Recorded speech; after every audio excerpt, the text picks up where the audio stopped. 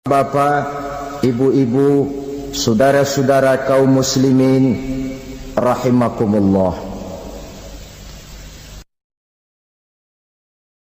Di dalam kehidupan kita sebagai seorang muslim, minimal 5 kali dalam sehari semalam kita mendengar seruan untuk mendirikan solat yang disebut azan.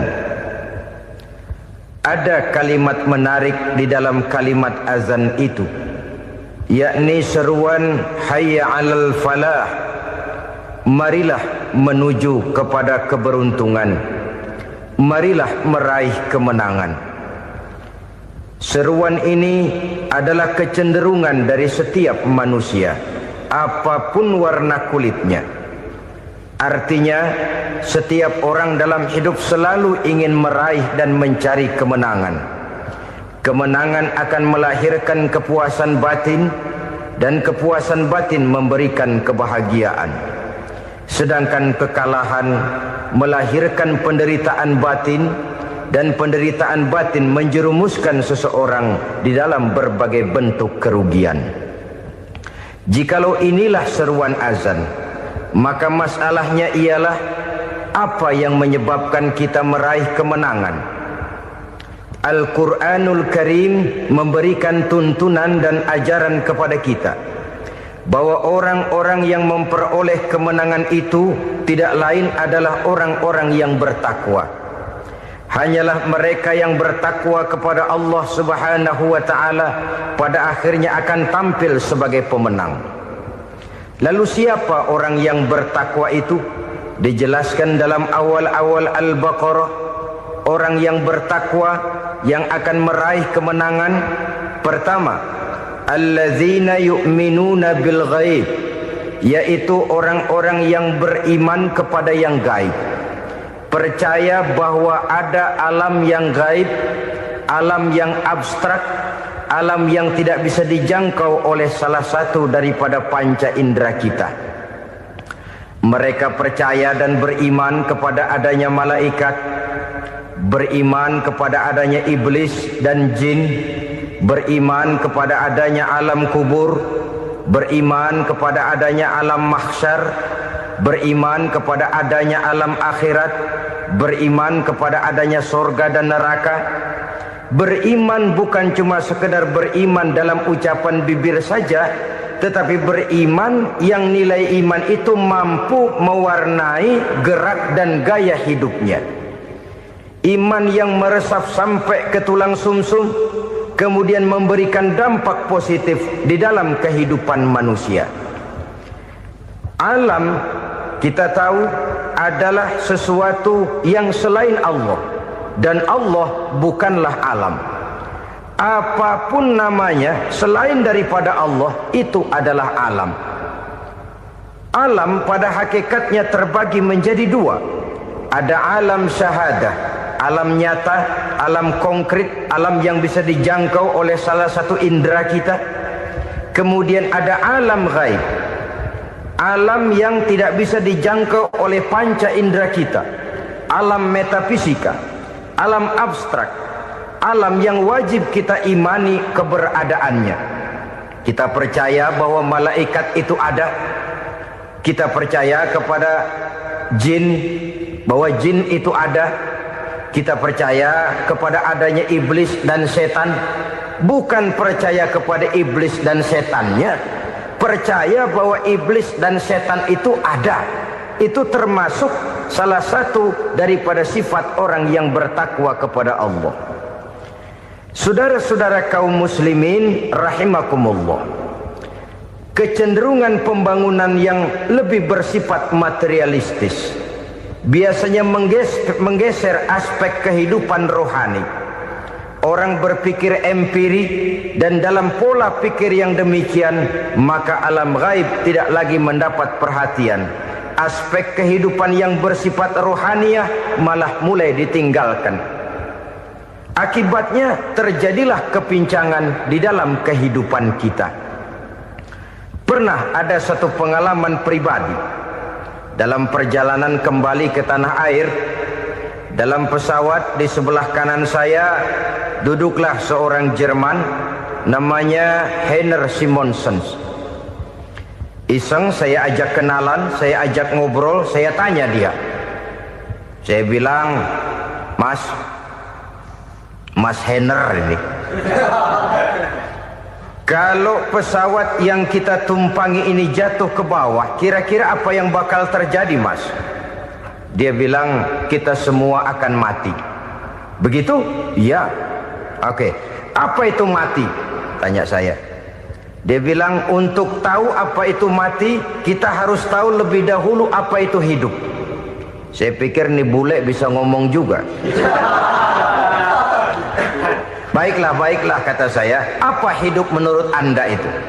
Oh, hidup itu dia bilang, kalau seluruh anggota badan kita bekerja secara normal, paru-paru memompa darah secara normal, jantung berdetak secara normal, sel-sel tubuh bekerja secara fit, dan organisme tubuh hanya mau bekerja secara normal, dia bilang, kalau kita memberi makan yang cukup, menu yang teratur, dan gizi yang lengkap. Saya bilang, kesimpulannya apa, Ner? Dia jawab, hidup adalah dari tangan ke mulut. Life is from the hand to the mouth, kata dia. Hidup adalah dari tangan ke mulut. Jadi masalah hidup tidak lebih daripada masalah isi perut. Orang pergi pagi, pulang sore, peras keringat, banting tulang, perut yang dibelain. Saya bilang, you are wrong. Sampean salah, Ner. Kamu orang Islam bukan? Bukan. Pantas. Kenapa saya salah? Dia bilang, ya jelas salah. Salahnya di mana? Kamu ini manusia. Kalau hidup cuma dari tangan ke mulut, saya bilang, kambing di kampung saya juga begitu pikirannya, Ner. Itu kambing di kampung saya, asal perutnya kenyang, sudah hidup dia. Perkara besok bagaimana, lusa prospeknya macam mana, bulan depan ada apa, kambing nggak pernah mikir. Di kampung saya kambing juga pikirannya begitu. Kamu Kristen ya? Tadinya. Loh kok tadinya, lalu apa sekarang kamu ini? Dia bilang, sekarang saya netral. Saya tidak beragama, tapi saya percaya kepada Tuhan sebagai pencipta alam. Saya ingat benar dia bilang, I haven't any religious, but I believe to God as the creator of the world. Kenapa bisa netral begitu, Ner? Habis saya bingung katanya. Islam bilang Islam baik, Kristen bilang Kristen baik, Hindu Buddha bilang Hindu Buddha baik, semua agama baik. Saya netral sekalian, nggak beragama. Yang penting saya percaya kepada Tuhan. Saya bilang, Ner, kamu ini kayak orang mau beli celana, lalu bingung. Yang satu bilang Levi's bagus, yang satu bilang Blue Jean hebat, yang satu bilang Wool England hebat. Celana ini hebat, celana itu bagus, celana ini hebat, semua celana bagus, kamu bingung. Akhirnya netral, tidak pakai celana. Itu juga salah. Saya pikir-pikir, kemudian saya melihat bahwa dua pola berpikir Heiner ini nampaknya sudah mulai menggejala di lingkungan masyarakat bangsa kita. Disadari atau tidak, secara jujur kita harus berkata, dua pola pemikiran Heiner ini mulai berkembang di tengah masyarakat bangsa kita. Pertama, pola pikir materialisme.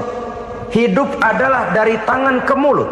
Masalah hidup tidak lebih masalah isi perut. Itu yang perlu dibela, dan disitulah arti kehidupan. Pergi pagi, pulang sore, peras keringat, banting tulang untuk mempertahankan perut. Kalau sudah kemari cara orang berpikir, maka buat apa percaya kepada yang gaib? Untuk apa sholat? Untuk apa puasa? Untuk apa zakat? Untuk apa menghadiri majelis taklim? Tanpa kepercayaan kepada yang gaib, hidup berjalan menurut alur empiris dan materialis. Kalau sudah ke sana cara orang berpikir, biasanya orang lalu cenderung menghalalkan segala cara. Hanyalah orang yang percaya bahwa akhirat ada, hanyalah orang yang percaya bahwa alam kubur itu ada, hanyalah orang yang percaya bahwa malaikat itu ada, hidupnya akan lebih terarah dan terkendali. Karena kepercayaan kepada yang gaib, yang merupakan fase daripada kehidupan setelah hidup yang sekarang ini, mewarnai gerak pribadi seseorang di dalam dia melakukan kegiatan hidupnya. Pola berpikir materialisme, disadari atau tidak, mulai menggejala di lingkungan masyarakat bangsa kita.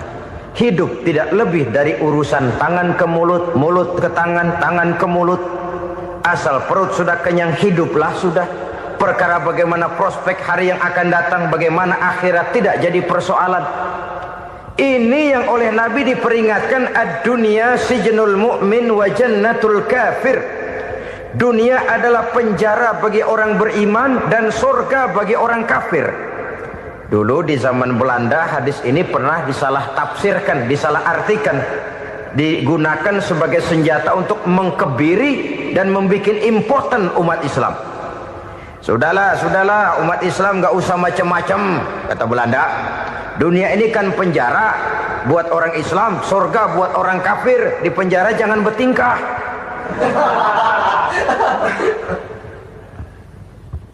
Pengertiannya tidak begitu.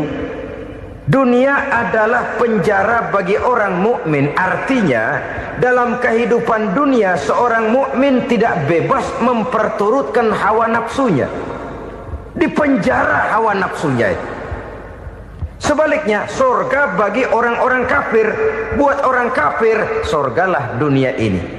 Mereka bebas memperturutkan hawa nafsunya, dilarang tidak terlarang, dicegah pun tidak tercegah. Mereka hidup menurut alur bisikan nafsu mereka sendiri. Kemudian bila ajal datang, maut merenggut nyawa, selesailah surganya sampai di situ. Maka bagi orang-orang yang tidak percaya kepada adanya akhirat, kepada adanya alam gaib, surganya sebatas umurnya. Sekali lagi, surganya sebatas umurnya. Bila umur selesai, ajal pun datang merenggut nyawa, selesailah sudah surganya sampai di situ. Alangkah pendeknya perjalanan orang-orang yang tidak percaya kepada alam gaib ini. Bagi kita mukmin, jikalau kita mampu memenjarakan hawa nafsu, kita bisa bahagia di dunia ini. Dan Islam memang tidak menyuruh kita sengsara di dunia. Raih dunia, kejar dunia, gapai dunia sebagai alat untuk mencapai kebahagiaan di akhirat nanti. Hidup adalah satu perjalanan panjang yang terbentang sejak kita terlahir dari alam rahim sampai kepada alam akhirat nanti. Andai kata kita gagal meraih kebahagiaan di dunia, toh kita masih punya akhirat. Tapi jangan jadi dalil yang melemahkan semangat. Biarin dah kita di dunia kebelangsak, yang penting akhirat. Akhirnya dunia benar-benar kebelangsak. Bagaimana dunia ini bisa kita raih, dan bagaimana meraih dunia untuk menunjang kepentingan akhirat nanti. Yang kedua, dari pikiran Heiner yang saya lihat menggejala di lingkungan masyarakat bangsa kita, timbulnya manusia-manusia netral. Seolah-olah Tuhan yes, agama no. Sama Tuhan percaya, agama ogah. Tuhan ngangguk, giliran agama godeng. Padahal hampir dalam setiap ayat dalam Quran, kata-kata amanu biasanya bergandeng dengan wa amilus sholihat. Iman dan amal soleh. Ini sebagai isyarat Tuhan dan agama jangan pernah dipisah-pisah. Apabila kita bertuhan, maka kita harus beragama. Apabila kita beragama, maka agama itu harus bersumberkan dari Tuhan yang kita imani itu. Tidak mungkin kita pisah, Tuhan yes, agama no. Sama Tuhan percaya tapi agama bikin sendiri. Sembayangnya cukup bengong 2 jam madep ngulon.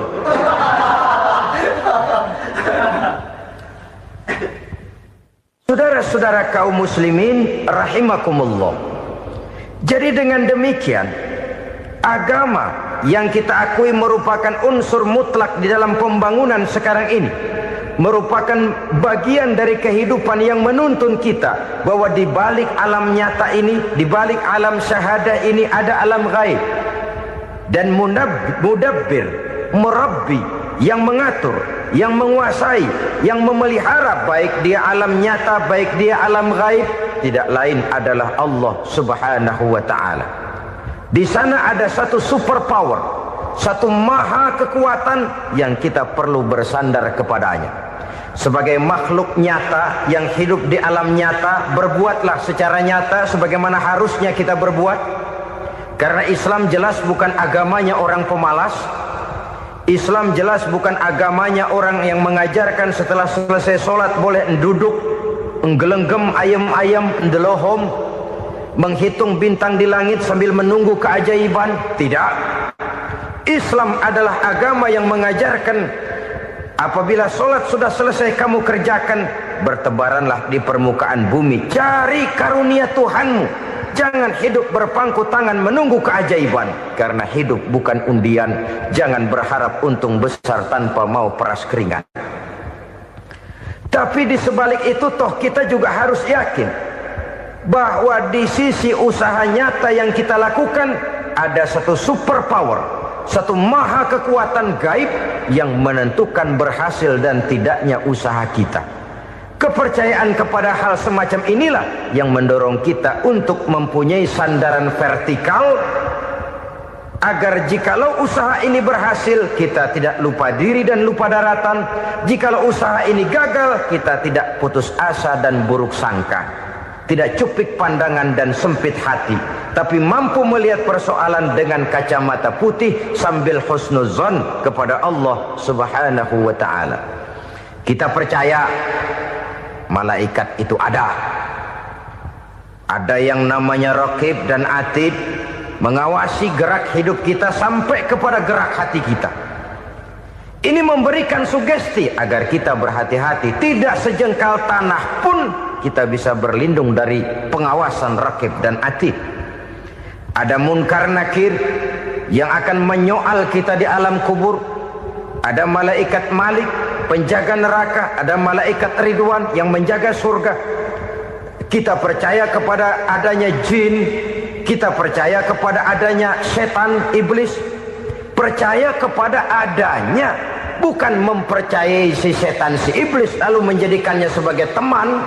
Tidak. Percaya bahwa mereka itu ada dan merupakan makhluk Allah yang gaib yang diciptakan Allah Azza wa Jalla. Kepercayaan kepada alam gaib memberikan motivasi terhadap gerak lahir manusia, sehingga dengan motivasi kepercayaan kepada yang gaib, gerak lahir jadi lebih terarah, jadi lebih terpelihara.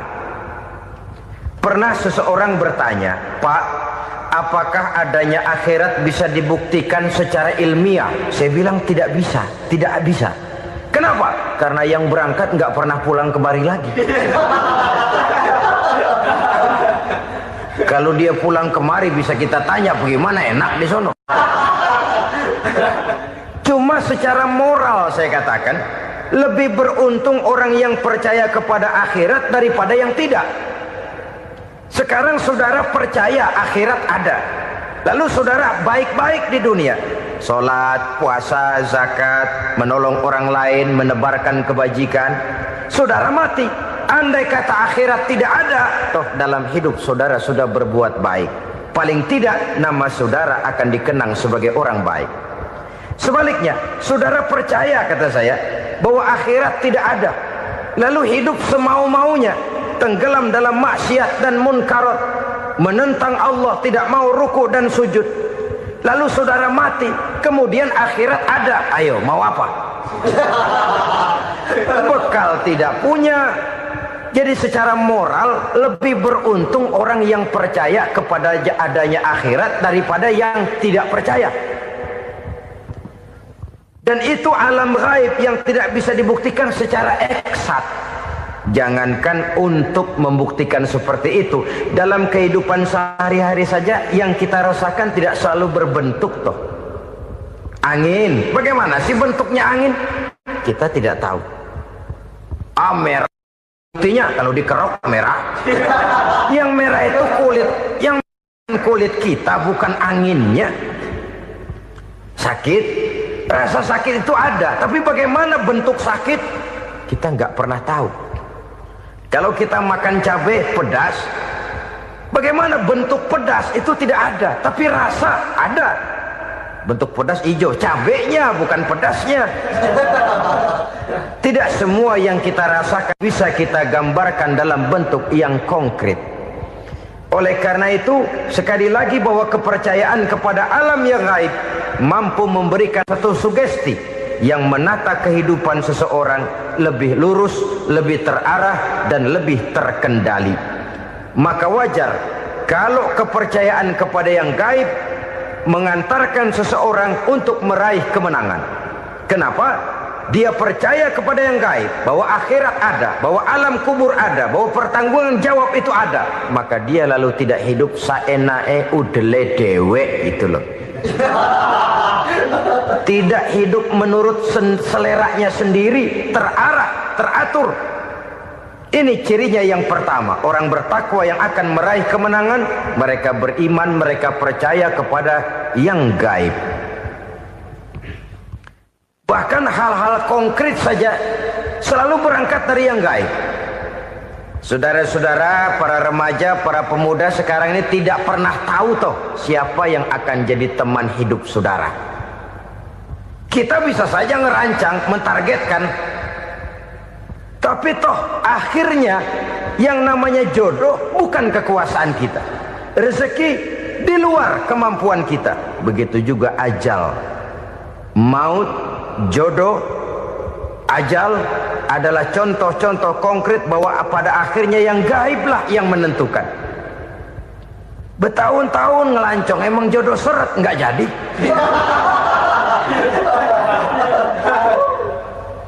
Begitu kenal baru setengah malam nginep ditangkap hansip kan. Hal-hal semacam itu kadang-kadang kita berpikir suuzon, gilet, perempuannya cakep banget, lakinya rebek amat. Memang begitulah jodohnya. Memang begitulah jodohnya. Saudara hadirin ma'asyiral muslimin yang saya hormati, jadi hal-hal yang konkret saja kita yakini sepenuhnya ditentukan oleh satu superpower yang gaib itu tadi. Dari sanalah segala ketentuan itu berangkat dan kesanalah segalanya akan kembali. Maka kepercayaan kepada yang gaib meluruskan gerak hidup seseorang dan itu akan mengantarkan dia kepada meraih kemenangan. Satu. Yang kedua, wa yuqimuna shalah. Orang bertakwa yang akan meraih kemenangan itu adalah orang-orang yang mendirikan sholat. Kenapa sholat mengantarkan orang untuk meraih kemenangan? Yang jelas, inna sholata tanha anil fahsya'i wal munkar. Sholat mampu mencegah manusia dari perbuatan keji dan munkar. Banyak filsafat hidup yang terkandung di dalam sholat ini. Sejak kita wudhu sampai kita menghadap ke arah kiblat, sampai kita melakukan gerak-gerak sholat, bacaan-bacaan yang ada di dalam sholat, lalu sampai kepada mengucapkan salam. Banyak filsafat hidup yang terkandung di dalam sholat. Umpamanya saja, setelah takbiratul ihram mulai kita dengan sholat dalam posisi berdiri, diajarkan dalam kitab-kitab fikih agar kita melihat ke arah tempat sujud. Ini kan filsafat kehidupan. Kalau kamu sholat dalam posisi berdiri, lihat tempat sujud. Jangan sholat mata jelalatan, sebab nanti bisa mengurangi kekhusyuan. Jadi wajar kalau yang dikatakan bahwa yang paling afdol adalah shaf yang di depan. Kenapa? Secara harfiah pengertiannya akan lebih mengundang kekhusyuan. Kenapa? Kalau kita di shaf paling depan di masjid umpamanya paling banter kita lihat tembok. Tapi kalau kita shaf di tengah atau di belakang, orang-orang di depan kita pun akan kelihatan. Yang bajunya loreng, yang bajunya genggang, yang bajunya macam-macam. Kita lihat, kadang-kadang kita pikirin, ada yang bajunya bolong. Kita sholat tapi dalam hati, nih orang bajunya robek yang nggak tahu apa. Ada saja hal-hal yang mengusik kekhusyuan kita. Oleh sebab itu diajarkan dalam posisi berdiri, lihat, arahkan pandangan matamu kepada tempat sujud. Ini kan filsafat kehidupan. Maksudnya apa? Kalau lagi diri lihat dong tempat sujud. Kalau udah di atas ingat dong sama yang bawah. Kalau sudah tinggi ingat dong dari mana kamu berangkat. Kalau sudah berkuasa bantu dong yang lemah. Kalau sudah kaya santuni dong yang miskin. Kalau sudah alim bimbing dong yang awam. Ini filsafat kehidupan.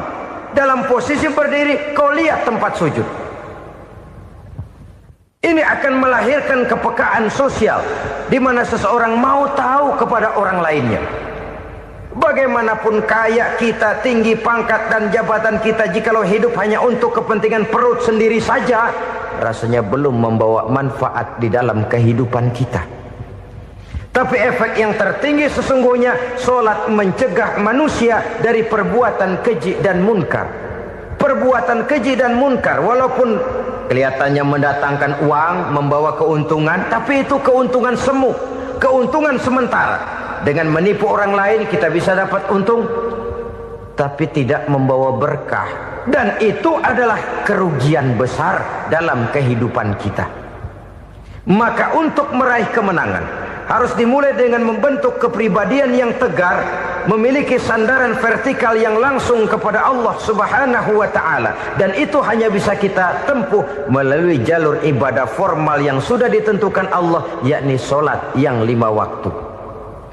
Untuk memperkuat itu ada solat-solat sunnah, rawatib, nawafil sebagai terminal-terminal kontrol cadangan untuk memelihara stabilitas temperatur batin di dalam kita berhubungan dengan zat yang maha gaib, yaitu Allah Subhanahu wa ta'ala. Orang sering bertanya, Pak, itu tetangga saya nggak sholat, duitnya nggak habis-habis, Pak. Nggak sholat tapi mobilnya tambah terus. Nggak sholat tapi usahanya makin maju. Tapi di sisi lain ada orang yang rajin sholat, rezekinya butak bener. Anaknya mana kurus, mana korengan.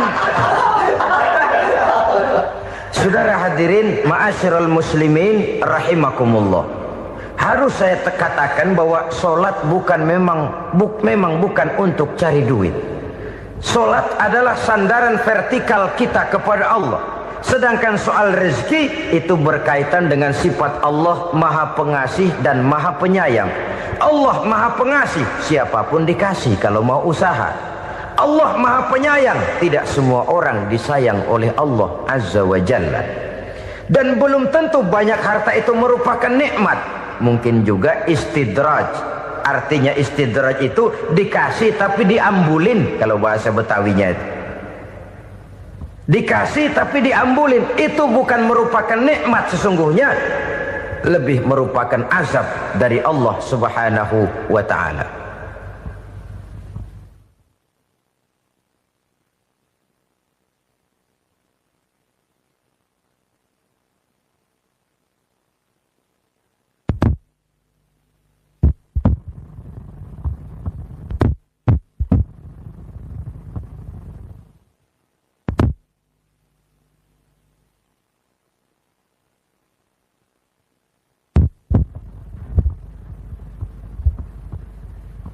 Agama mempunyai sistem solat, dan kita umat Islam telah dituntun oleh Allah Subhanahu wa ta'ala yang wajibnya 5 kali dalam sehari semalam mendirikan solat, dan itu tentu berada dalam jangkauan kemampuan manusia. Pada awalnya barangkali kita memang merasa solat itu satu kewajiban, tapi semakin kita hayati makna, manfaat dan filsafat yang terkandung di dalam ajaran solat, semakin sampai kita kepada keyakinan bahwa solat adalah keperluan kita. Sehingga pada waktu tertentu dinilai puncaknya, kita tidak lagi akan berkata saya wajib solat, tapi kita akan berkata saya perlu solat. Kalau kita sudah merasakan itu adalah keperluan kita, nah di sanalah kita baru akan merasakan ruginya kalau hal itu tidak kita laksanakan. Sepanjang kita masih berkata saya wajib sholat, kita akan lebih merasakan dia sebagai beban ketimbang sebagai keperluan. Yang jelas Allah tidak memerlukan ibadah yang kita laksanakan ini. Dengan kata lain, andai kata satu dunia penuh ini orang tidak ada yang sholat satu pun, Allah tidak akan turun dari jabatan Tuhan. Jangan lalu berpikir kalau kita ngambek se-RW kagak sembahyang Tuhan tekor kali ini ya. Tentu tidak. Itu perlunya kita, bukan perlunya Allah. Dan pada induknya kita akan berkata, saya perlu agama. Kalau secara induk kita sudah memerlukan agama, maka konsep-konsep yang ada di dalam ajaran agama itu pun adalah juga merupakan keperluan kita. Baik dia bernama sholat, baik dia bernama puasa, baik dia bernama zakat, baik dia bernama haji, seluruhnya adalah keperluan kita. Dan sesuatu yang kita perlukan apabila tidak kita laksanakan akan melahirkan kerugian di dalam kehidupan. Jangan heran kalau kita membaca riwayat perjalanan hidup para salafus soleh, orang-orang soleh. Ada yang tahajud sampai 100 rakaat, ada yang sholat malam kakinya sampai bengkak. Kita sekalinya bengkak biri-biri. Ada yang sholat membaca surah dalam Al-Quran sampai khotam Quran. Kok mau? Mereka sudah merasakan itu keperluan. Itu saja soalnya. Satu saat pun jikalau kita merasa bahwa itu keperluan saya, kita pun akan melaksanakan seperti itu. Keperluan saya dalam kehidupan. Inilah yang kedua. Yang ketiga, orang bertakwa yang akan meraih kemenangan itu, wa mimma razaqnahum yunfikun. Mereka membelanjakan sebagian daripada rezeki yang diberikan Allah kepada mereka. Mereka infakkan di jalan Allah. Ada satu dialog menarik. Satu hari seorang anak muda bertemu dengan seorang kakek-kakek yang sudah dikenalnya baik. Bertanyalah anak muda ini, "Kek, umur kakek berapa tahun?" 15 tahun, kata si kakek. "Anak kakek berapa orang?" 1. "Harta kakek berapa banyak?" 15 juta. Si anak muda ini bengong. Lalu protes, "Kok kakek bohongin saya?" "Kenapa?" "Saya tahu umur kakek 70 tahun. Kenapa ngaku 15? Saya tahu anak kakek 5. Kenapa bilang 1? Saya tahu kakek miliuner, miliaran uang kakek. Kenapa ngaku cuma 15 juta? Begini, kata si kakek tadi. Benar, umur saya 70 tahun. Tapi dari umur yang 70 tahun itu baru 15 tahun terakhir ini saya merasakan ibadah kepada Allah. Meninggalkan maksiat, jauh dari segala macam munkarat. Maka yang 15 tahun inilah yang benar-benar saya rasakan sebagai umur saya. Benar anak saya 5, tapi yang 4 susah diatur. Cuman 1 rasanya nih yang bakal jadi si buah hati belahan jantung pelanjut cerita penerus sejarah. Cuma 1 ini yang saya harapkan, yang akan jadi anak soleh, yang akan membuat saya menerima pensiunan pahala. Kalau yang 4 apek dah, nggak ada harapan. Yang 1 nyekek botol melulu. Oh begitu, iya. Lalu kenapa kakek bilang harta kakek cuma 15 juta padahal saya tahu kakek uangnya miliaran, depositonya banyak? Ya karena 15 juta itulah yang saya ingat yang pernah saya belanjakan di jalan Allah. Saya merasa itulah harta saya yang sebenarnya. Yang miliaran yang saya simpan di bank kelak, kalau satu saat saya mati akan jadi rebutan di antara anak-anak saya. Iya kalau anak saya soleh kayak yang 1 ini. Kalau yang 4 tadi udah tulen dia bakal berantem dah berebut tuh. Jadi 15 juta yang saya belanjakan di jalan Allah inilah yang saya merasakan benar-benar harta saya yang sesungguhnya. Dialog ini patut menjadi bahan renungan kita bersama. Diberikan kita umur 40, 50, 60, 70, 80. Berapa tahun dari umur yang diberikan itu yang jalan mulus, yang kita gunakan untuk melaksanakan ibadah? Banyak harta kita simpan di bank, di lemari, di dompet, di tas. Tapi berapa yang sudah kita depositokan di jalan Allah yang akan menemani kita di hari kita kembali nanti? Maka orang bertakwa yang akan meraih kemenangan, wa mimma razaqnahum yunfikun, mereka membelanjakan sebagian dari rezeki yang diberikan Allah di jalan Allah subhanahu wa ta'ala. Ma'asyiral muslimin rahimakumullah, zahirnya memang kita memberikan kepada orang lain, tapi hakikatnya kita menyimpan untuk diri kita sendiri. Kita memberikan kepada yatim piatu 25.000. Zahirnya kita memberikan si yatim, hakikatnya kan kita cuma nyimpan. Saya berikan, titip kepadamu, ini untuk saya di akhirat. Kau boleh belikan baju, kau boleh belikan untukmu makan, kau boleh bayarkan sekolahmu. Ini untuk saya. Hakikatnya kita nyumbang masjid 1 juta, zahirnya kita berikan kepada panitia masjid, tapi hakikatnya kan cuma titip. Titip 1 juta ya, untuk saya di alam kubur nanti. Silahkan kau boleh belikan semen, ini uang, belikan besi, belikan pasir. Saya cuma sekedar titip untuk kepentingan saya. Hakikatnya kita cuma sekedar menitip. Sebagaimanapun pada hakikatnya, apapun yang kita miliki dalam kehidupan kan cuma sekedar hak guna pakai, bukan hak milik mutlak. Harta kita, rumah kita, kendaraan kita, kebun kita, pabrik kita, hak guna pakai saja. Hak milik mutlak cuma untuk Allah subhanahu wa ta'ala. Saudara-saudara kaum muslimin rahimakumullah, ini yang ketiga. Kemudian yang keempat, orang-orang bertakwa yang akan meraih kemenangan,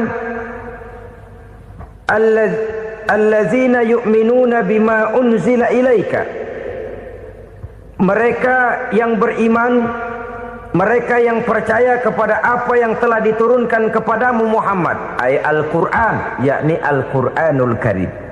Setelah percaya kepada yang gaib, mendirikan solat, kemudian menginfakkan sebagian dari rezeki yang diberikan Allah, mereka juga lalu percaya kepada yang diturunkan terhadap Nabi, yaitu tidak lain Al-Quranul Karim. Sekali lagi di sini, percaya bukan hanya sekedar percaya saja, tetapi percaya lalu menjadikan Al-Quran itu sebagai pedoman hidup. Sebab memang Al-Quran itu adalah GBHM, garis-garis besar haluan muslim. Apa yang harus kita lakukan, apa yang harus tidak kita lakukan, bagaimana mestinya kita bertingkah laku dan berbuat, seluruhnya tercantum di dalam Al-Quranul Karim. Itu sebabnya ketika satu hari Aisyah ditanya bagaimana akhlak Rasul, beliau menjawab, kana Rasulullah sallallahu alaihi wasallam khuluquhul Quran. Akhlak daripada Rasulullah tidak lain adalah Al-Quran. Jawaban simpel ini memberikan gambaran bahwa keseluruhan daripada konsepsi Quran sudah diterjemahkan dalam kehidupan Rasulullah sallallahu alaihi wasallam. Karena kita tahu akhlak adalah keseluruhan dari gerak hidup manusia. Sejak ia berpribadi, berumah tangga, bertetangga, bermasyarakat, sampai kepada berbangsa dan bernegara, Al-Quran tetap memberikan sentuhan nilainya. Oleh karenanya, orang-orang yang bertakwa adalah orang-orang yang menjadikan Al-Quran sebagai pedoman dalam kehidupannya. Dan kita yakini Al-Quran diturunkan kepada Nabi Muhammad bukan merupakan produk Nabi Muhammad. Isi dan redaksinya langsung dari Allah subhanahu wa ta'ala. Kemudian cirinya yang kelima, orang bertakwa yang akan meraih kemenangan itu, wa ma unzila min qablika.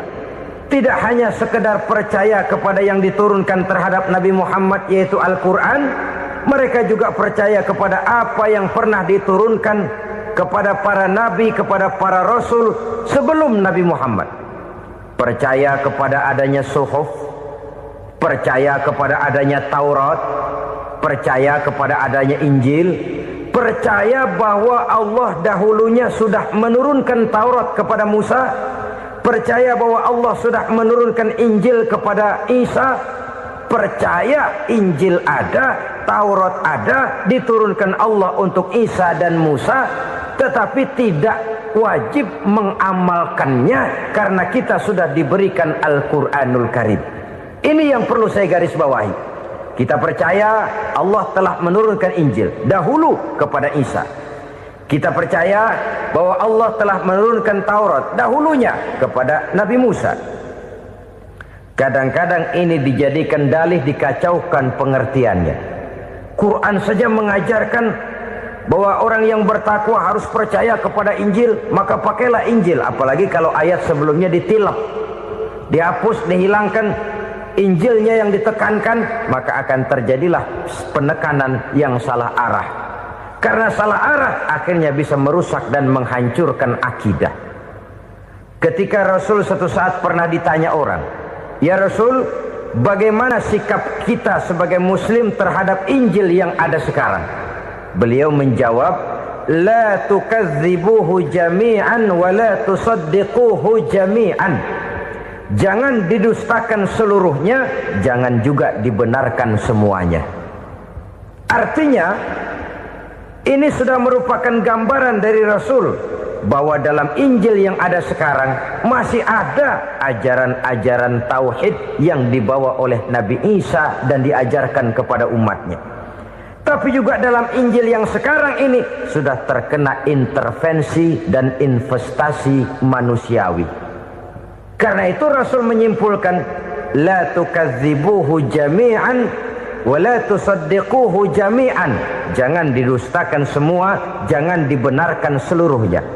Kita memang percaya Allah telah menurunkan Injil kepada Nabi Isa dulu, tapi kita tidak wajib mengamalkan Injil. Kita percaya Allah telah menurunkan Taurat kepada Nabi Musa, tapi kita tidak wajib mengamalkan kitab ajaran Taurat. Yang wajib kita percayai dan kita amalkan hanyalah Al-Quranul Karim. Kenapa? Oleh karena baik yang ada di dalam Taurat, baik yang ada di dalam Injil, tentu tercakup di dalam Al-Quran sebagai kitab terakhir yang diturunkan oleh Allah Subhanahu wa Ta'ala. Dan itu wajar. Kalau seorang pejabat mau mengeluarkan satu keputusan baru, tentu dia harus meninjau keputusan-keputusan lama. Andai kata dianggap tidak berlaku, dianggap tidak relevan lagi, maka keputusan-keputusan lama itu tentu sudah dianggap tidak berlaku. Sebagian daripada aturan-aturan dalam keputusan lama yang masih dianggap relevan tercantum dalam keputusan baru yang wajib diamalkan. Begitulah hubungannya antara Al-Quran, Taurat, Zabur, dan Injil. 4 kitab samawi yang diturunkan Allah masing-masing kepada Zabur untuk Nabi Daud, Taurat untuk Nabi Musa, dan Injil untuk Nabi Isa alaihi wassalatu wassalam. Ketiga-tiga kitab itu kita percayai adanya. Kita yakini Allah telah menurunkan Zabur, Taurat, dan Injil. Tapi kita tidak wajib mengamalkannya. Yang wajib kita mengamalkannya sekarang ini tidak lain hanyalah Al-Quranul Karim saja. Karena ia mencakup apa yang ada di dalam Zabur, apa yang ada di dalam Taurat, dan apa yang ada di dalam Injil. Keotentikannya bisa dipertanggungjawabkan. Ya, tapi kan Nabi Muhammad sudah mati 14 abad yang lalu, dan di zaman beliau Al-Quran kan belum dikodifikasikan, belum ditulis. Bagaimana keotentikannya bisa dipertanggungjawabkan? Mudah saja. Allah berjanji, inna nahnu nazzalna dzikra wa inna lahu lahafizun. Kami yang menurunkan Al-Quran dan kami yang akan menjaga dan memeliharanya. Allah turunkan Quran, Allah menjaganya. Bagaimana cara Allah menjaga Al-Quran itu? Banyaknya orang-orang yang hafaz Al-Quran. Hafaz Al-Quran 30 juz, 114 surah, 6.666 ayat. Sehingga jangankan satu kata, Jangankan satu ayat, satu kalimat saja berubah, sudah akan timbul reaksi dan mudah dimengerti. Kenapa? Banyak orang-orang yang hafaz Al-Quran. Sedangkan pada setiap akhir tahun biasanya malaikat Jibril selalu mengadakan checking terhadap ayat-ayat yang diturunkan pada waktu itu. Di zaman Nabi sendiri sudah ada usaha kodifikasi. Dan yang lebih luar biasa lagi, sampai hari ini tidak seorang pun mampu membuat satu ayat saja semacam Al-Quran. Ke bahasa manapun dia diterjemahkan, naskah aslinya tetap ikut, rujukan dasarnya tetap ada. Berdasarkan itu, maka tidak mungkin terjadi penyelewengan terhadap atau pemalsuan terhadap ayat-ayat Al-Quranul Karim. Kesuciannya, keotentikannya, kemurniannya bisa dipertanggungjawabkan. Ma'asyiral muslimin rahimakumullah. Oleh karenanya, konsepsi dasar daripada ajaran Islam ini memang tidak lain adalah Al-Quran dan Sunnah. Isi daripada agama Islam yang merupakan iman, Islam dan ihsan, konsepsi dasarnya tidak lain adalah Al-Quran dan Sunnah Rasulullah Sallallahu Alaihi Wasallam. Maka yang kita perlukan sekarang ini adalah terjemahan Al-Quran di dalam kehidupan kita. Dengan demikian, maka gaya kehidupan yang lebih Qurani itulah yang kita dambakan. Kita perlu memang terjemahan Quran dalam bahasa Inggris, dalam bahasa Belanda, dalam bahasa Jepang, tapi yang lebih kita perlukan adalah terjemahan Quran di dalam kehidupan kita. Konsekuen, tidak memanipulasi, ringan sama kita jinjing, berat sama kita pikul. Jangan kalau lempengan ayat Quran tuh kira-kira enak diamalin, keras teriakan kita. Giliran kira-kira ayat Quran itu mukul kepala kita sendiri, diam kita. Itu ciri yang pernah disindir Allah dalam awal-awal Baqarah juga. Ciri beragamanya orang yang munafik. Kullama adha'a lahum masyawfih, kata Allah. Wa iza azlama alaihim qamu. Apabila terang mereka jalan, apabila gelap mereka berhenti. Artinya, kalau kira-kira di Islam nguntungin, rame-rame pada teriak Islam. Tapi ketika diminta untuk berjuang, ketika dituntut untuk berkorban, rame-rame mengundurkan diri. Nasib agama tidak ubahnya seperti daun pisang yang dikait orang di tepi jalan lantaran tak berpayung di ketika hari hujan. Manakala hujan usailah sudah, daun itu pun dicampakkan di tepi jalan, diinjak pula orang nan lalu. Artinya, orang menjadikan agama cuma sebagai lipstick, decoration only, tidak konsekuen. Hanya pada saat-saat kelihatannya Islam membawa keuntungan, rame-rame orang teriak-teriak tentang Islam. Tapi jikalau diminta berjuang, jikalau dituntut untuk berkorban, biasanya rame-rame juga mengundurkan diri. Jangan heran kalau mayoritas hitungan kita, tapi minoritas peranan kita. Kuantitas kita dalam jumlah, tapi dalam kualitas kita lebih sering jadi penonton daripada jadi pemain. Padahal itu sangat tidak boleh terjadi. Umat Islam di Indonesia harus bangkit. Umat Islam di Indonesia harus sadar akan keberadaannya. Tidak boleh hanya jadi penonton berpangku tangan. Karena memang agama kita juga mengajarkan untuk konsekuen di dalam menjabarkan ajaran-ajaran daripada agama kita. Kita sering jatuh menjadi umat yang lemah oleh karena kita ini tidak pandai menggalang kebersamaan yang diakibatkan tidak konsekuennya kita. Diistilahkan bahwa umat Islam di dalam menggalang kebersamaannya itu harus seperti orang main sepak bola. Saudara-saudara kan tahu orang main sepak bola itu.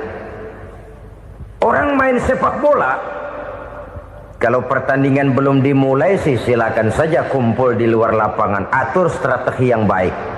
Tapi kalau pertandingan sudah dimulai, turun ke lapangan hijau, jangan kumpul terus. Ada sepak bola gotong royong, mundur-mundur rame-rame, depan ke depan kumpul melulu mainnya. Kalah. Orang main sepak bola itu ya harus ada penyerang tengah, harus ada penjaga gawang, harus ada strikernya, harus ada kiri luarnya, kanan dalamnya yang jadi backnya. Posisi boleh bermacam-macam, tapi yang penting saling ngoper untuk menggolkan gawang lawan. Begitulah umat Islam ini. Boleh ada yang jadi pejabat, boleh ada yang jadi pengusaha, boleh ada yang jadi petani, silakan ada yang jadi seniman, ada yang jadi penyair, ada yang jadi artis sekalipun. Tapi kalau sudah berhasil menguasai bola, jangan lupa operannya. Operan itu yang langka. Kita ini muslim kadang-kadang kalau sudah memegang menguasai bola, kalau belum mau mampus, belum mau ngoper. Nanti kalau sudah nggak punya bola, baru mau ngoper. Kalau sudah dengar-dengar mau dekat pensiun, baru mau jihad, baru mau berjuang, baru mau ngurus pesantren. Tanda tangan sudah tidak laku, memo sudah tidak dihargai, baru mau berjuang. Kemarin kemana mas? Kita tidak pandai memanfaatkan posisi. Dengan kata lain, kalau kembali kepada persoalan kita, konsekuensi kita terhadap agama yang kita anut ini belum ideal. Kita masih lebih sering berislam ini pada saat-saat yang menurut perhitungan kita membawa keuntungan. Tapi kalau diminta berjuang, dituntut berkorban, yang itu pun hakikatnya adalah untuk kepentingan kita juga. Allah tidak pernah menuntut kita untuk jihad bagi kepentingan Allah, itu tidak. Berjuang menegakkan agama Allah, apakah untuk kepentingan Allah? Tidak. Untuk kepentingan kita. Sebab nilai-nilai jihad itu pada akhirnya akan membawa kita kepada satu kebahagiaan. Setidaknya kalau tidak di dunia, tentu di akhirat sebagai syahid. Oleh karena itu, pada bagian akhir ini saya ingin mengajak, marilah kita konsekuen. Sekali kita berkitabkan Al-Quranul Karim, mari dia kita jadikan pedoman. Jangan cuma kita jadikan sebagai penghias dinding, pelengkap rumah, bahwa di rumah kita ada Al-Quran, tapi yang baca kecoa. Habis pada bolong tuh Quran. Yang penting kan punya Quran. Ditaruh di pintu rumah. Biar apa? Biar kuntilanak kagak masuk katanya. Ya apa itu nasib Quran, cuma kerjanya jaga pintu, ngusir kuntilanak, ngusir memedi. Bagaimana kita hidup menurut tuntunan Al-Quran? Kadang-kadang tidak pernah menjadi masalah bagi kita. Maka bagaimanakah Al-Quran akan mungkin membawa keberkahan dalam hidup kalau ajarannya kita injak-injak dalam keseharian kita? Mewujudkan gaya hidup yang lebih Qurani, itulah yang akan kita rintis di dalam kehidupan kita. Bertahap, step by step, menurut kemampuan yang ada pada kita. Jika jalan ini tidak bisa kita selesaikan, percayalah akan ada generasi penerus yang akan melanjutkan usaha dan cita-cita mulia itu. Jadi percaya kepada Taurat, percaya kepada Injil, sekadar percaya Allah dahulunya sudah menurunkan itu, tapi kita tidak wajib mengamalkannya. Kenapa? Generasi Injil masa berlakunya sudah kedaluarsa. Taurat masa berlakunya sudah kedaluarsa. Injil pernah berlaku untuk orang Nasrani di zaman Nabi Isa. Taurat pernah berlaku untuk orang Yahudi di zaman Nabi Musa. Setelah generasinya berlalu, datang Rasul penutup yang membawa Al-Quranul Karim. Maka Al-Quran itulah yang berlaku menjadi pedoman sampai hari akhir nanti. Jangan jauh dari Al-Quran, karena apabila ini kita lakukan, maka kita akan kembali kepada satu gaya hidup yang jauh dari tuntunan agama, dan itu artinya kita akan semakin jauh untuk meraih kemenangan. Saudara-saudara kaum muslimin rahimakumullah. Yang keenam, yang terakhir, orang-orang bertakwa yang akan meraih kemenangan itu wabil akhirati hum yuqinun. Mereka percaya, mereka yakin seyakin-yakinnya akan adanya hari akhir, di mana seseorang akan mempertanggungjawabkan seluruh perbuatannya di dalam hidup ini. Dan tidak ada satu perbuatan yang bagaimana kecilnya sekalipun yang tersembunyi dalam pandangan manusia yang tidak akan dibukakan persoalannya di mahkamah Qadi Rabbul Jalil di akhirat nanti. Itulah sebabnya maka percaya kepada akhirat disebut secara khusus. Padahal di awal tadi sudah dijelaskan yu'minuna bil ghaib, percaya kepada alam gaib, dan alam gaib ini termasuk akhirat. Kenapa pada bagian akhir disebut lagi akhirat? Karena ternyata bahwa kepercayaan kepada adanya akhirat merupakan induk dari kepercayaan terhadap adanya malaikat, setan, jin dan lain sebagainya, dan akan lebih memberikan sugesti dalam kehidupan manusia untuk meluruskan gerak hidupnya. Jikalau satu saat tergerak hati akan berbuat kejahatan, ingin mencuri, sadarlah, awas ada akhirat. Sebab kalau kita cuma teriak awas ada polisi, itu cuma tertunda sementara, begitu polisi meleng embat. Kalau kita ingin berbuat jahat cuma berteriak awas ada hansip, cuma sementara kehansip itu ada. Tapi kalau ceritanya awas ada akhirat, mau menyeleweng awas ada akhirat, mau berjudi awas ada akhirat, mau mencuri awas ada akhirat. Keyakinan yang akan meluruskan gerak hidup manusia sehingga gerak itu jadi lebih terarah dan terkontrol, tidak merugikan baik diri sendiri, lebih-lebih orang lain. Ternyata bahwa kepercayaan kepadanya adanya hari akhirat sanggup menjadi sumber daya kontrol dari kehidupan manusia, sehingga ia tidak terjebak dalam perbuatan maksiat dan munkarat. Saudara-saudara kaum muslimin, inilah saja yang kita bicarakan pada pertemuan kali ini. Semoga Allah subhanahu wa ta'ala memberikan kekuatan zahir dan batin kepada kita. Amin. Untuk dapat meraih kemenangan dengan beriman kepada yang gaib, mendirikan solat, membelanjakan sebagian dari rezeki yang diberikan Allah, percaya kepada Al-Quran, beriman kepada kitab-kitab yang diturunkan sebelum Al-Quran, lalu meyakini adanya hari akhirat. 7 macam perkara yang merusak akidah dan keimanan, merusak amal perbuatan yang sudah kita kerjakan, merusak sendi-sendi kehidupan sosial, pendek kata merusak segala hal di dalam kehidupan kita. Jauhilah olehmu 7 macam perkara yang merusak. Yang pertama, asyirku billah, menyekutukan Allah subhanahu wa ta'ala.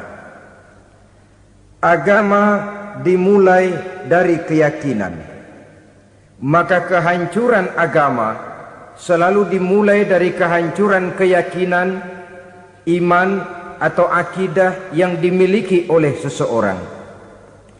Dan untuk menghancurkan nilai-nilai iman yang kita miliki ini, orang rasanya tidak akan menghantam kita dengan peluru kendali. Orang tidak akan mengirimkan nuklir ke sini. Orang tidak juga akan mengirimkan satuan militernya ke sini. Untuk menghancurkan nilai-nilai iman, dibanjiri kita dengan paham-paham yang merusak dan mendangkalkan akidah. Baik ia bernama materialisme, baik ia bernama sekularisme, baik ia bernama banjirnya maksiat dan munkarat, baik ia bernama banjirnya peradaban dan kebudayaan yang menghancurkan moral daripada anak-anak kita, sedikit demi sedikit melenturkan dan melunturkan nilai-nilai keimanan kita, untuk kemudian pada waktunya nilai iman itu akan bertukar dan berganti menjadi nilai syirik kepada Allah subhanahu wa ta'ala. Atau pada sisi lain, menjadikan yang selain Allah sebagai tujuan akhir daripada kehidupan kita. Sedangkan kita sama-sama maklum bahwa di dalam pandangan agama Islam, dosa yang tidak berampun, dosa yang terbesar, termasuk dalam kategori bapak moyangnya dosa, tidak lain adalah syirik, yakni menyekutukan Allah subhanahu wa ta'ala. Pola penghancuran iman ini memang berstrategi. Ditawarkan kita kepada paham materialisme, paham kebendaan, di mana otak menempati urutan sebagai ranking pertama, Tuhan jatuh pada urutan kedua. Lalu menyusul kepada paham sekularisme, Allah dipisahkan dari seluruh kegiatan hidup ini, untuk pada gilirannya menjadikan yang selain Allah sebagai tujuan akhir daripada seluruh kegiatan hidup kita. Oleh karenanya, kewajiban menjaga nilai-nilai iman ini merupakan kewajiban yang mulia tetapi berat, tidak hanya untuk kita, tetapi juga bagaimana mewariskannya kepada anak-anak kita, generasi yang akan datang. Orang-orang tua bijaksana yang diceritakan di dalam Al-Quran, kalau sudah berpikir tentang anak-anaknya, pertanyaan yang paling mereka risaukan ialah, ma ta'buduna min ba'di. Anakku, kalau pada satu saat aku, ayahmu sudah tidak ada lagi di dunia ini, meninggalkan kamu semua, ma ta'buduna min ba'di, apa yang akan kamu sembah nak? Jikalau sekarang ayahmu masih mau ke masjid, masih mau melakukan rukuk dan sujud, masih beribadah menyembah Allah Subhanahu wa ta'ala, kalau orang tuamu sudah tidak ada, ma ta'buduna min ba'di, masihkah engkau mau datang ke masjid? Masihkah engkau mau rukuk dan sujud? Masihkah engkau mau menyembah Allah Subhanahu wa ta'ala? Pertanyaan ini yang dipikirkan oleh Nabi Yakub kepada putra-putranya. Pertanyaan ini yang diteruskan oleh Nabi Ibrahim kepada anak-anaknya. Pertanyaan ini yang diwariskan oleh generasi ulama'us salafus saleh kepada para generasi berikutnya. Bagaimana kita generasi sekarang? Kita orang-orang tua sekarang bukan berfikir ma ta'buduna min ba'di, malah yang kita fikirkan ma ta'kuluna min ba'di. Kalau bapak tidak ada nanti kamu makan apa nak? Perkara kamu nyembah apa, urusan nomor 18. Yang penting kamu nanti hidup bisa makan nak. Maka kita sibuk mewariskan harta kepada anak-anak kita. Kita sibuk mewariskan kebun dan tanah kepada anak-anak kita. Kita sibuk mewariskan pabrik kepada anak-anak kita, sementara kita lupa mewariskan intan yang paling mahal, mewariskan mutiara yang paling berharga, yaitu nilai iman kepada Allah Subhanahu wa ta'ala. Alangkah baiknya apabila warisan harta, warisan tanah dan kebun, warisan rumah dan pabrik didasari lebih dahulu dengan mewariskan nilai iman kepada Allah Subhanahu wa ta'ala. Sebagai orang-orang tua, kita boleh bersedih kalau anak kita tidak mengerti komputer. Kita boleh bersedih kalau anak kita tidak mengerti matematika. Kita boleh bersedih kalau anak kita tidak mengerti bahasa Inggris. Tapi sewajarnya lebih bersedihlah kita orang tua jikalau mempunyai anak yang tidak kenal Allah sebagai Tuhannya, yang kemudian tidak mau rukuk dan sujud kepada Allah Tuhannya. Itulah kemalangan yang paling malang bila kita meninggalkan generasi yang tidak bertauhid kepada Allah Subhanahu wa ta'ala. Betapapun anak kita tidak ngerti komputer, saudara, paling-paling kerugiannya cuma kerugian dunia. Masuk dia ke alam barzakh, munkar nakir tidak akan sempat tanya kau belajar komputer apa tidak. Kumpul dia di padang mahsyar, malaikat juga tidak akan tanya matematikamu nilainya berapa. Yang ditanya, kau kenal Allah, kau rukuk dan sujud kepadanya, kau pernah datang ke masjid. Oleh karena itu sekali lagi, menjaga nilai iman tidak hanya untuk kita, tetapi juga mewariskannya kepada anak-anak kita, generasi yang akan datang. Sungguh kemalangan yang paling besar apabila kita meninggalkan anak-anak kita. Mereka kita tinggalkan lemah ekonominya, itu tidak baik. Mereka kita tinggalkan lemah otaknya, itu pun akan membuat mereka tertinggal oleh yang lain. Tapi yang paling celaka, jikalau kita tinggalkan mereka dalam kondisi lemah imannya, rapuh akidahnya, tidak baik dan tidak betul keyakinan hidupnya. Oleh karena itu Nabi berpesan, jauhilah 7 perkara yang merusak. Yang pertama, syirik kepada Allah Subhanahu wa ta'ala, menyekutukan Allah baik dalam ucapan, dalam keyakinan ataupun dalam perbuatan. Ini perkara pertama yang termasuk 7 perusak besar di dalam kehidupan.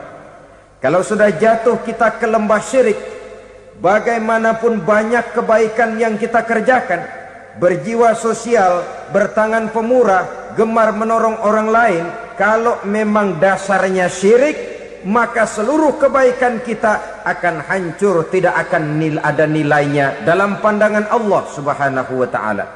Dalam pandangan manusia, mungkin kita dicatat sebagai orang sosial, gemar menolong orang lain, tidak berpangku tangan melihat orang yang mendapat kesulitan, tapi oleh karena dasarnya syirik, dasarnya tidak mentauhidkan Allah, maka seluruh nilai kebaikan yang kita kerjakan tidak akan ada nilainya dalam pandangan Allah Subhanahu wa ta'ala. Maka jagalah iman kita, jangan sampai dihinggapi penyakit syirik yang bagaimana kecilnya sekalipun. Sekali lagi, baik syirik dalam bentuk ucapan, syirik dalam bentuk keyakinan, sampai kepada syirik dalam bentuk perbuatan, kita berhindar kepada sifat-sifat yang sedemikian itu. Karena apa? Dalam satu ayat Quran Allah Subhanahu wa ta'ala menjelaskan, innallaha la yaghfiru ayyushraka bih wa yaghfiru ma duna dzalika liman yasha. Allah tidak akan memberi ampun kepada orang-orang yang menyekutukannya, tapi Allah masih mau memberikan ampun kepada dosa-dosa yang selain itu bagi orang-orang yang dikehendakinya. Dosa selain syirik, apabila kita bertaubat, Allah masih mau mengampuni. Tapi kalau sudah jatuh ke tempat syirik, itu sudah dosa yang tidak berampun. Taubatnya tidak lain melepas syirik, kembali kepada tauhid, berkeyakinan bahwa hanya ada Allah Subhanahu wa ta'ala, Tuhan satu-satunya yang lam yalid walam yulad walam yakul lahu kufuwan ahad. Tidak beranak, tidak pula diperanakkan, dan tidak satupun yang dapat menyerupai Tuhan Allah Subhanahu wa ta'ala. Saudara-saudara kaum muslimin rahimakumullah, bahwa kita di zaman sekarang memang tidak menyembah berhala, ya. Bahwa kita tidak berterang-terangan mengatakan Tuhan lebih dari satu, memang. Bahwa kita tidak berkeyakinan Tuhan itu punya anak atau diperanakkan, tentu. Tapi dalam perbuatan dan i'tiqad, kita kadang-kadang jatuh tanpa kita sadari ke tempat yang bernama syirik ini. Oleh karenanya, di zaman di mana teknologi makin canggih, di mana kemajuan pembangunan makin menjangkau berbagai aspek kehidupan, diperlukan keseimbangan antara kemajuan fisik material dengan kemajuan mental spiritual. Apabila tidak ada keseimbangan, yang terwujud tentulah kepincangan, yang diawali dengan pincangnya cara kita berpikir, sehingga pada akhirnya akan mengarah kepada pincangnya cara kita berbuat dan bertindak di dalam kehidupan kita. Oleh karena itu Nabi berpesan, jauhilah sifat syirik, karena syirik merupakan dosa yang teramat besar. Ini sifat merusak yang pertama. Yang kedua, kata Nabi, wasihra, jauhilah sihir. Sihir ini juga termasuk perkara yang merusak kehidupan. Kita semua sama-sama maklum bahwa sihir sebenarnya bukan persoalan baru. Sejak sebelum datang Islam, sihir itu sudah ada. Di zaman Yunani kuno, sihir ada. Di zaman Mesir kuno, di zaman Cina kuno, dan yang lain-lain yang serba kuno, sihir itu sudah ada. Bahkan para nabi pun, para rasul yang diutus oleh Allah Subhanahu wa ta'ala, senantiasa berhadapan dengan ahli-ahli sihir untuk menguji kebenaran dari misi yang mereka bawa. Sihir adalah perbuatan di luar kebiasaan yang bisa dikerjakan oleh ahlinya dengan bantuan jin atau setan. Hukum mempelajari sihir adalah haram, mengamalkannya lebih haram lagi. Sebab itu saudara-saudara, sihir merupakan perbuatan merusak yang harus kita jauhi. Ciri-ciri daripada perbuatan sihir, pertama, ia mengandung tipuan, bayangan khayal. Di zaman Nabi Musa misalnya, orang melihat tambang-tambang itu seperti ular. Nabi Musa melayangkan tongkatnya menjadi ular-ular besar yang memakan ular-ular kecil ciptaan tukang-tukang sihir Fir'aun tadi. Lalu sihir bisa terjadi dengan bantuan jin kafir atau setan. Kemudian ciri yang ketiga, sifatnya halus dan tersembunyi. Taruh kata ada seorang ahli sihir yang mempergunakan ayat-ayat Quran sebagai jompa-jampe, sebagai baca-bacaan, itu cuma sekedar kedok.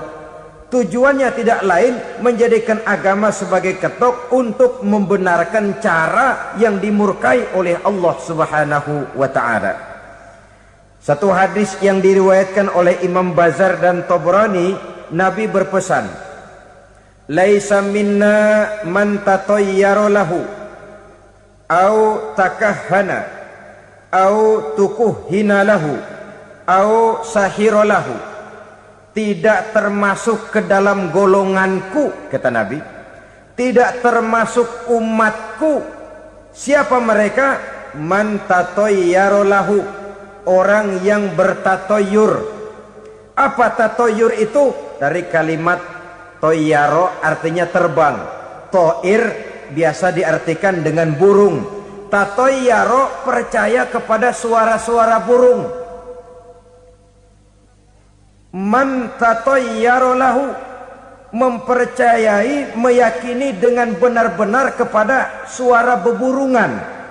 Kan suka ada itu, nah bunyi burung tuh, maling liwat. Maling liwat. Burung bunyi, maling liwat. Itu termasuk tatayyara lahu, percaya kepada suara burung. Kan aneh kalau suara orang nggak dipercaya, suara burung malah dipercaya. Ada ustadz ceramah, kiai ngaji, nggak mau didengerin, burung dengerin bener. Nah, suaranya dari sebelah mana? Belah kulon. Nah, itu tandanya ano. Habis dihitung-hitung. Itu termasuk tatayyara lahu. Au takahana, atau bertenung, au tukuhina, atau minta ditenungkan, au sahirolahu, atau melakukan perbuatan sihir atau minta disihirkan. Laisa minna, tidak termasuk ke dalam golonganku, kata Nabi. Sehingga dengan demikian saudara-saudara, menghadapi sihir dengan sihir sekalipun termasuk perbuatan yang tidak diajarkan oleh agama. Kita kan mempelajari sihir untuk jaga diri. Tidak apa-apa, yang dilarang mengamalkannya, dilarang juga mempelajarinya. Sebab orang kalau sudah mengetahui, biasanya lalu terangsang untuk mencoba. Kalau percobaannya berhasil, biasanya terangsang untuk coba lagi dan coba lagi. Pada akhirnya ketagihan, lalu beralih menjadi profesi, apalagi itu nanti bisa mendatangkan hasil uang. Saudara-saudara kaum muslimin rahimakumullah, kita manusia makhluk nyata, kita hidup di alam nyata, terikat oleh sunnatullah, causality. Oleh karenanya bagi kita keyakinan yang penuh, keikhlasan di dalam bertuhankan Allah, penyerahan diri sepenuhnya hanya kepadanya, itu sudah merupakan obat penangkal yang sangat ampuh agar kita tidak terkena penyakit-penyakit yang dibuat oleh setan dan para pembantunya. Sehingga beberapa ayat Quran mengajarkan, misalnya a'udzu bikalimatillahi tammati min syarri ma khalaq, atau bismillazi la yadurru ma'asmihi syai'un fil ardi wala fis sama, dengan menyebut nama Allah yang tidak bisa mendatangkan bahaya sedikit pun dari baik yang datang dari langit maupun yang datang dari bumi. Jiwa yang kosong dari keyakinan yang penuh kepada Allah, jiwa yang penuh was-was dan ragu-ragu, itu yang mudah terserang oleh penyakit-penyakit yang dikerjakan oleh para tukang-tukang sihir, yaitu oleh setan dan seluruh para pembantunya. Kemudian hadis kedua yang diriwayatkan oleh Imam Ibnu Hibban, Nabi bersabda, la yadkhulul jannata mudminu khamrin wala mu'minu bisihrin wala qati'u rahmin. Tidak masuk surga. Ini Nabi yang bilang, tidak masuk surga. Siapa itu? Pertama, mudminu khamrin, orang yang berkekalan dalam mabuk. Selalu mudminun itu sudah menjadi perbuatan rutinnya, tidak kapok-kapoknya, teler seumur hidup. Mudminu khamrin, tidak masuk surga orang yang selalu bermabuk-mabukan. Yang kedua, wala mu'minu bisihrin, orang mukmin tapi main sihir. Ini juga oleh Nabi diperingatkan, tidak akan masuk surga orang mukmin tapi suka main sihir. Wala qati'u rahmin, dan tidak juga orang yang memutuskan silaturahmi. Tiga macam manusia yang diperingatkan Nabi tidak akan masuk surga: orang yang selalu mabuk, orang mukmin yang main sihir, dan orang yang memutuskan silaturahmi. Saudara-saudara kaum muslimin rahimakumullah. Lalu orang berkata, kenapa dilarang kita bersihir? Padahal Rasul sendiri kan punya mukjizat. Nah, kita memang harus membedakan antara mukjizat dengan sihir. Dalam kehidupan agama kita kenal ada yang namanya mukjizat, ada yang namanya karomah atau keramat biasa diucapkan, ada yang namanya maunah, ada yang namanya irhas, ada juga yang namanya sihir. Kesemuanya ini berbeda, saudara-saudara. Yang dinamakan mukjizat itu khusus untuk para rasul saja. Satu kejadian luar biasa yang terjadi dilakukan oleh rasul atas izin dari Allah Subhanahu wa taala. Perbedaannya dengan sihir jelas. Sihir dari setan, mukjizat dari Allah. Sihir bisa dipelajari